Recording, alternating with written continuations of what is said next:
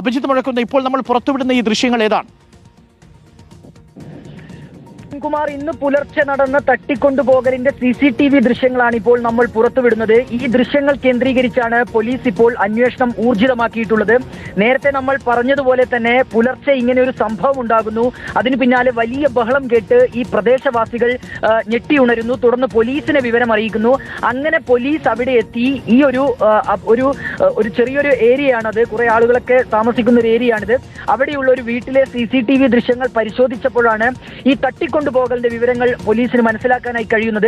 ആ ദൃശ്യങ്ങളാണ് ഇപ്പോൾ നമ്മൾ പുറത്തുവിടുന്നത് അരുൺകുമാർ. അതിൽ നമുക്ക് കാണാം ഒരു സ്വിഫ്റ്റ് കാർ അവിടേക്ക് വരുന്നു. ഈ സ്വിഫ്റ്റ് കാറിന് സമീപത്തേക്ക് ചില യുവാക്കൾ വരികയാണ്. ഈ യുവാക്കൾ സ്വിഫ്റ്റ് കാറിൽ ഉണ്ടായിരുന്ന യുവാവിനെ അടക്കമാണ് അവിടെ നിന്ന് കയറ്റിക്കൊണ്ടുപോകുന്നത്. അതായത് ഈ കാർ ഉൾപ്പെടെയാണ് തട്ടിക്കൊണ്ടുപോയിരിക്കുന്നത്. അതിന് പിന്നാലെ മറ്റൊരു ഇന്നോവ കാറും ഇതിന് പുറകെ പോകുന്നത് നമുക്ക് കാണാം. അതായത് ഈ തട്ടിക്കൊണ്ടുപോകാൻ വന്ന സംഘം എത്തിയത് ഇന്നോവ കാറിലാണ്. ശേഷം ഈ യുവാവ് വന്ന സ്വിഫ്റ്റ് കാർ ഉൾപ്പെടെയാണ് ഇവർ ഈ പ്രദേശത്ത് നിന്ന് തട്ടിക്കൊണ്ടുപോയിട്ടുള്ളത്. ഏതായാലും CCTV ദൃശ്യങ്ങൾ പുറത്തു വന്ന സാഹചര്യത്തിൽ ഏത് കാറിലാണ് ഇവർ എത്തിയത് എന്നതടക്കമുള്ള വിവരങ്ങളിലേക്ക് എത്താൻ പോലീസിന് കഴിഞ്ഞിട്ടുണ്ടാകുമെന്നാണ് കരുതുന്നത്.